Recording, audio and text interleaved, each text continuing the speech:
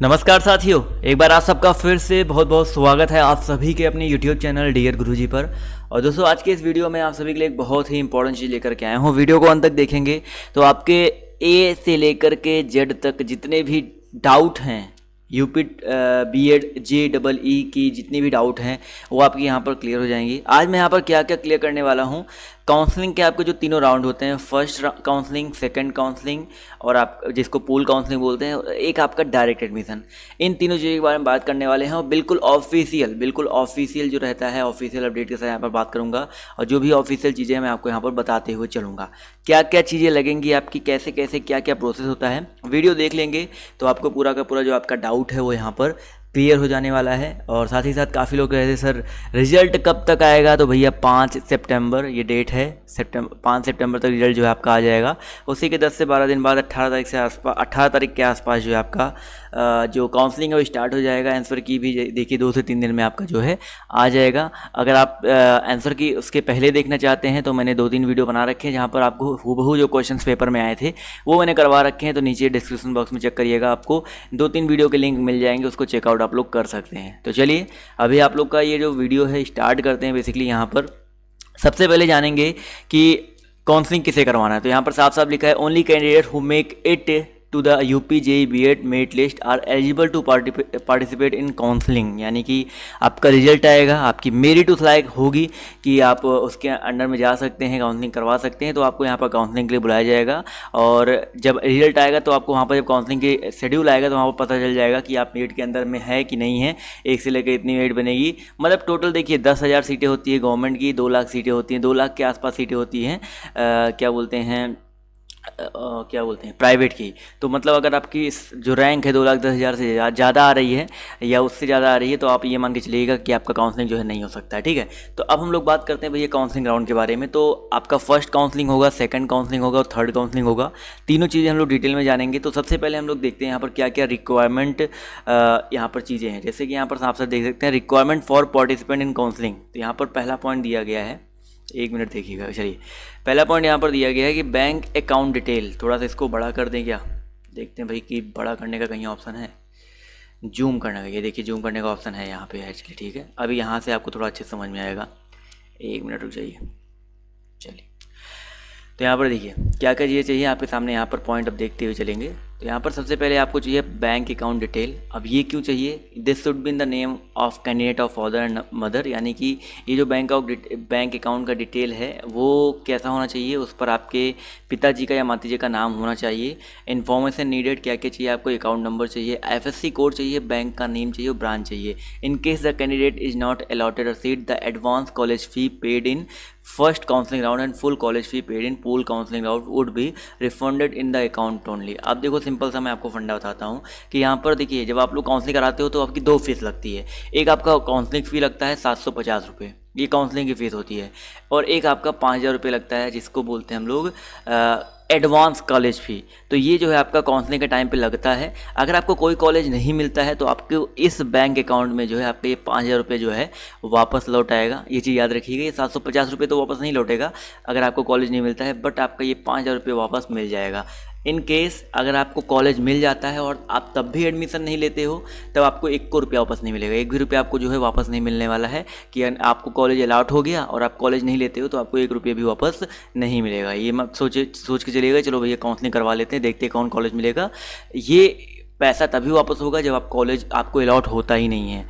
इसके अलावा यहाँ पर अगला देखिए पॉइंट यहाँ पर क्या कह रहा है। अगले पॉइंट की अगर हम लोग बात करते हैं तो यहाँ पर देख सकते हैं for candidate appearing in qualifying examination 2020 it is mandatory for those candidate who have appeared in eligibility qualifying examination. ये तो मैंने आपको बता ही दिया है क्या कि आप एलिजिबल हैं कि नहीं हैं। और for this they would require scanned copy of marksheet of qualifying, यानी कि आपने जो क्वालिफाई किया है वो आपको यहाँ पर चाहिए। साफ साफ लिखा गया है कि For this, they would require the scanned copy of mark sheet of qualifying examination in the case appearing in 2020.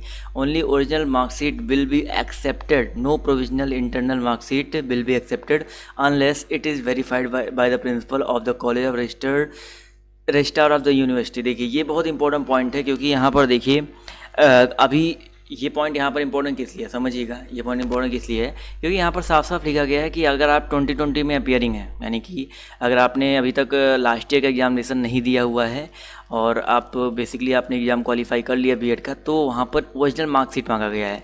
लेकिन यहाँ पर no provisional internal marksheet will be accepted. अगर आपके पास मान लीजिए अभी नहीं होता है तो आप लोग प्रोविजनल लगा सकते हो, अगर बेसिकली अगर वो वेरीफाई होगा प्रिंसिपल के द्वारा जो आपके जहाँ से आपने ग्रेजुएशन कर रखा है। तो यहाँ से ये देखिए आपका ये जितने भी पॉइंट है आपके यहाँ पर क्लियर हो जाते हैं कि अगर प्रिंसिपल ने साइन कर दिया, किसी प्रोविजनल पर साइन कर दिया कि हाँ ये हमारे कॉलेज से पढ़ते हैं, इन्होंने सेकेंड ईयर तक एग्जाम दिया हुआ है, वो प्रोविजनल जो है आपका प्रिंसिपल बना के दे देगा, उसकी टेंशन नहीं है।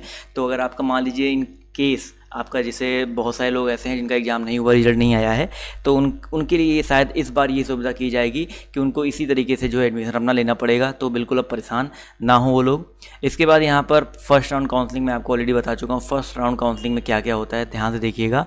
फर्स्ट राउंड काउंसलिंग में वही आपका जो पहला रजिस्ट्रेशन करेंगे, रजिस्ट्रेशन करने के लिए आप लोग को कुछ नहीं करना, आप अपने मोबाइल अपने लैपटॉप से कर सकते हैं। मैं आपको बता दूंगा कैसे करना है, उसकी टेंशन मत लीजिएगा, या आप अपने साइबर कैफे में जाके करवा सकते हैं। इसके बाद जब काउंसलिंग कंप्लीट हो जाएगा तो उसमें क्या क्या लगेगा, काउंसलिंग में क्या क्या लगेगा, काउंसलिंग फ़ी लगेगा, एडवांस कॉलेज फ़ी पेमेंट लगेगा, यानी कि आपका जो है रजिस्ट्रेशन करोगे, रजिस्ट्रेशन करने के बाद 5,750 रुपये आपका लगेगा, जिसमें 750 रुपये काउंसलिंग फ़ी होगा और 5,000 रुपये जो है आपका एडवांस कॉलेज फ़ी होगा। वो आप ऑनलाइन मोड के थ्रू पे कर सकते हैं, जैसे net banking, debit card, credit card, इसके थ्रू आप उसको पे कर सकते हैं। और in case the candidate in our allotted seat the advance college fee 5,000 would be refunded. मैंने आपको बता ही दिया था, अगर आपको कॉलेज अलॉट नहीं होता है तो आपको 5,000 रुपये रिफंड हो जाएंगे। साथ ही साथ चॉइस फिलिंग का फिर ऑप्शन आएगा। फिर आप लोग इतना सब कुछ पेमेंट कर देते हो तो उसके बाद चॉइस फिलिंग का ऑप्शन आएगा और आप लोग वहाँ पर चॉइस फिल कर सकते हो, आपको जो जो चीज़ें आपको वहाँ पर चाहिए। Before choice filling the candidate have to verify the following option for Sanskrit by default this is not set at no.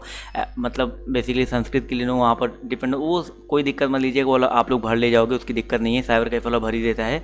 Choice filling कर लेंगे एंड आफ्टर दैट यहाँ पर क्या लिखा गया है, कॉलेज अलॉटमेंट। आप चॉइस फिलिंग के यहाँ पर कुछ डिटेल्स दी गई हैं कि चॉइस फिल कैसे करना है। तो अभी आपको बताएं कोई मतलब नहीं है, क्योंकि ये चीज़ें जब काउंसलिंग करवाई जाएंगी तो मैं आपको अच्छे से बताऊंगा एक पॉइंट, क्योंकि तब आपके लिए जरूरी रहेगा। अभी तो आप वीडियो देख करके भूल जाओगे ना। तो उसके बाद आप चॉइस फिलिंग करने के बाद आपको कॉलेज मिल जाएगा। कॉलेज मिलने के बाद आपको क्या लिखा गया, साफ साफ यहाँ पर एक पॉइंट देखिए, पढ़िएगा कि college allotment will be done strictly on the basis of state rank, यानी कि आपकी जो स्टेट रैंक होगी उसके हिसाब से आपको कॉलेज मिलेगा। और state reservation policy to be followed on aided and government college only, यानी कि जो स्टेट रिजर्वेशन पॉलिसी है वो जितने एडेड और गवर्नमेंट कॉलेज होंगे उसी में फॉलो करेगा। और seat allotment result will be available on candidate login only, यानी कि कैंडिडेट लॉगिन पर ही जो सीट अवेलेबिलिटी है, जो चीज़ें हैं आपको देखने को मिलेंगी। और यहाँ पर साथ साथ उसके बाद आपका स्टेप 5 क्या है कि भैया जो भी आपका provisional allotment cum confirmation letter, यानी कि जब आप काउंसलिंग करवा लेंगे आपको कॉलेज मिल जाएगा तो आपको एक कंफर्मेशन लेटर मिलेगा। वो कंफर्मेशन लेटर क्या होता है कि आपको ये कॉलेज मिला हुआ है, उसमें आपकी रैंक डिटेल भी होगी, सब कुछ वहाँ पर आपको देखने को मिलेगा। और ये जो रैंक डिटेल होगा आपको अच्छे से संभाल के रखना है। और ये candidate who have been allotted college will have to download provisional allotment cum confirmation letter, मतलब आपको उसको डाउनलोड करना है जेईई की वेबसाइट से जा करके, और वही चीज़ आपको ले जाकर कहाँ पर जमा करना भाई, वही चीज़ आप लेके जाओगे कॉलेज में। मैं आपको बता रहा हूँ उस चीज़ के बारे में। पहले यहाँ पर एक और पॉइंट पढ़ लो, एससी और ST candidate who have opted for zero fees and have uploaded their income certificate can directly download this provisional allotment cum confirmation letter, यानी कि जो एससी और एसटी के कैंडिडेट हैं जिनकी फ़ीस जो है जीरो लगनी है, वो लोग जो हैं अगर उन्होंने अपनी इनकम सर्टिफिकेट अपलोड कर रखी है तो डायरेक्टली ये जो प्रोविजनल अलॉटमेंट लेटर है या कंफर्मेशन लेटर है इसको डाउनलोड कर सकते हैं। एंड आफ्टर दैट आपको क्या करना है, स्टेप 6 क्या है, आपको रिपोर्ट करना है कॉलेज में। अलॉटेड जो कॉलेज है आपको वहाँ पर रिपोर्ट करना है कितने दिनों के अंदर, 7 दिनों के अंदर। देख सकते हैं the candidate who has to report allotted college within 7 days from the date of allotment with all original documents. आपके पास सब कुछ ओरिजिनल डॉक्यूमेंट होना चाहिए और आपने जो वो कन्फर्मेशन आपको लेटर मिला हुआ है उसके साथ ही साथ the original document will be physically verified by the principle of the allotted college, यानी कि आपको जो आपके पास जो ओरिजिनल डॉक्यूमेंट है वो जहाँ पे आपका कॉलेज अलॉट हुआ है उसके प्रिंसिपल उसको वेरीफाई करेंगे। If the document of candidates are not found valid by the college authority his or her candidate shall be cancelled, यानी कि जितने अगर आपका जो जो आपने डॉक्यूमेंट लगाया है, अगर वहाँ के प्रिंसिपल को लगता है, वहाँ के अथॉरिटी को लगता है कि ये वैलिड नहीं है, तो वो मतलब आपकी जो मतलब आप जो है आपके जो कॉलेज अलॉटमेंट है उसको कैंसिल कर सकता है। अब यहाँ पर सबसे इंपॉर्टेंट चीज़, यहाँ पर देखिए ऑफिशियली देख सकते हैं कौन कौन से डॉक्यूमेंट जो है आपके रिक्वायर्ड हैं। तो आप यहाँ पर देख सकते हैं candidate would need to carry the originals and self attested copy of the following document. क्या क्या? पहला तो आपको वही लेके जाना है जो कन्फर्मेशन लेटर आपको मिलेगा काउंसलिंग के बाद। उसके बाद कॉपी ऑफ अप्लीकेशन फॉर्म, मतलब अप्लीकेशन फॉर्म का कॉपी, यानी कि आपने जो फॉर्म फिल किया था उसका आप रखे ही होंगे। साथ ही साथ admit card and score card, यानी कि एडमिट कार्ड जिसमें आपका रैंक आया था वो, ये 3 चीज़ें आपको रखना है। साथ ही साथ proof of date of birth, यानी कि आपके पास क्लास 10th का मार्कशीट होना चाहिए। इसके साथ ही साथ all marksheet and certificate up to qualifying examination, यानी कि आपके पास सारे के सारे मार्कशीट होने चाहिए एंड सर्टिफिकेट्स होने चाहिए जितने भी आपने एग्जामिनेशन जो है आपने क्वालिफाई कर रखे हैं। समझ में आ रहा है ना? इसके अलावा कैटेगरी, सब category and weightage certificate in original in the prescribe format. अब देखो प्रिस्क्राइब फॉर्मेट क्या है मैं वो भी बता दूंगा। तो आपके पास कैटेगरी, सब कैटेगरी और वेटेज सर्टिफिकेट, यानी कि आपके पास जो आपकी कैटेगरी है, जैसे आप ओबीसी से हैं, जनरल ओबीसी से हैं, SC ST से हैं, तो वो उसकी, इसके अलावा सब कैटेगरी का, उसके अलावा वेटेज का, मतलब आपको जो जो फ़ायदे मिल रहे हैं, जितने भी आपको फ़ायदे लेने हैं उस सर्टिफिकेट आपके वो सारे होने चाहिए। और मैंने आपको अलग से बता ही रखा है कि आपको कौन कौन सी सर्टिफिकेट चाहिए होगी, इनकम, और आपको यहाँ पर जैसे आप छूट ले रहे हैं तो वो सर्टिफिकेट चाहिए। इसके अलावा original photo ID issued by government, यानी कि आधार कार्ड ले सकते हैं इसके स्थान पे, और 2 पासपोर्ट साइज फ़ोटोज़ आप थोड़ा ज़्यादा रखिएगा, मैं आपको ऑलरेडी बता रखा हूँ। और copies of all fee receipt, यानी कि आपने जितनी फ़ी पे कर रखी है उसकी रिसिप्ट जो है आपको वहाँ पर देनी पड़ेगी, जमा करनी पड़ेगी। तो काफ़ी लोग के दिमाग में ये सारे डाउट्स हैं यहाँ पर, क्या क्या लगना है, क्या क्या नहीं लगना है। इसके अलावा कुछ चीज़ें मैंने आपको ऑलरेडी बता रखी है और वो भी आपको अपने पास रखने हैं, ठीक है। अब देखिए यहाँ पर ये तो हो गया पहला काउंसलिंग। इसके साथ ही साथ यहाँ पर इसके बाद होता है पूल काउंसलिंग।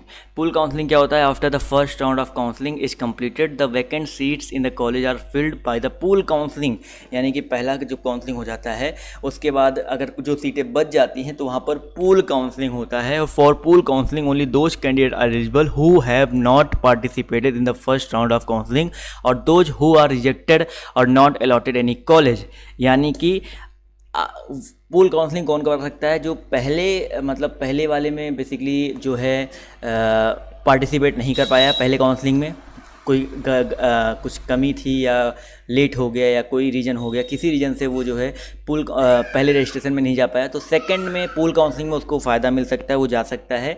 बट वहाँ पर उनको वही कॉलेजेस की लिस्ट देखने को मिलेगी जो बची हुई हैं। साथ ही साथ यहाँ पर साफ साफ लिखा है कि अगर आपको पहले काउंसलिंग में कोई कॉलेज नहीं मिलता है तो आप दूसरी काउंसलिंग में जा सकते हैं। एंड साथ ही साथ यहाँ पर लिखा है procedure for pool counselling is the same as the first counselling, यानी कि सब कुछ वही पहले जैसे रहने वाला है। और यहाँ पर वही 750 रुपये जो है काउंसलिंग फ़ी लगेगी। And they have to also deposit 51,250 रुपये। यहाँ पर साफ साफ लिखा गया है they have to also deposit 51,250 रुपये उनको डिपॉजिट करना पड़ेगा, और 5,000 रुपये उनको डिपॉजिट करना पड़ेगा जो SC और ST के कैंडिडेट हैं। समझ में आ रहा है ना? यानी कि आपको पूल काउंसलिंग में पूरी की पूरी फीस जो है आपको पे करनी पड़ेगी। This amount will not be refunded if the candidate is allotted a college, यानी कि अगर आपको पूल काउंसलिंग में कॉलेज मिल जाता है तो ये पूरी की पूरी जो फीस है आपको रिफ़ंड नहीं होगी। तो काफ़ी लोग कहते थे ना कि सिर्फ फीस एक्चुअली में कितनी है, तो 51,250 रुपये ही है, आप देख सकते हैं। और पूल स्टेप 3 यहाँ पर दिया गया है, वही चॉइस फिलिंग दिया गया है, तो आप लोग को यहाँ पर इसके बारे में पता ही है चॉइस फिलिंग क्या है, कैसे है। तो ये सब वही है, सेम प्रोसेस है। फिर से उसके बाद आपको कॉलेज मिलेगा तो आप जा सकते हैं। तो पूल काउंसलिंग क्या है समझ में आ गया। इसके बाद आपका लास्ट आता भैया राउंड 3 डायरेक्ट एडमिशन। तो डायरेक्ट एडमिशन देखो यहाँ पर क्या क्या लिखा गया है कि this round of counselling is done at the level college level, ये कॉलेज लेवल पे होता है। Only those candidate can take part in this round of counselling who possess a valid state rank, यानी कि उनकी अगर एक वैलिड स्टेट रैंक आई होगी, वो काउंसलिंग में भाग नहीं ले पाए हैं, तो वो बेसिकली डायरेक्ट एडमिशन ले सकते हैं। Candidate can be admitted to any college only if seats are vacant in that college after the first and pool counselling, यानी कि candidate can be admitted to any college only if seats are vacant, यानी कि अगर पहले counselling में दूसरी counselling के बाद भी सीट बच जाती है तो आप लोग डायरेक्ट एडमिशन ले सकते हो। लेकिन आपको पेपर दिया, मतलब अगर आपने पेपर दिया है, समझ में आ रहा ना, बीएड का पेपर दे रखा है तभी की बात हो रही है। The following candidates are eligible for direct admission, कौन कौन से कैंडिडेट जो है डायरेक्ट एडमिशन के लिए एलिजिबल हैं?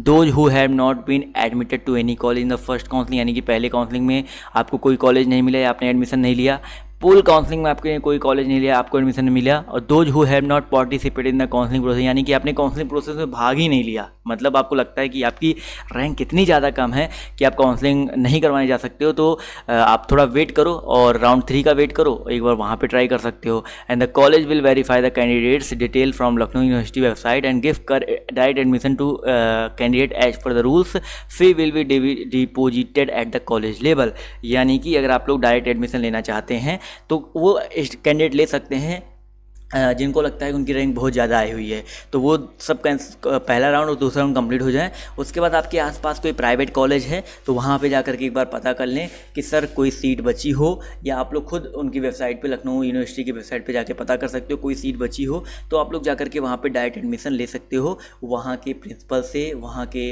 अथॉरिटी से बात करके।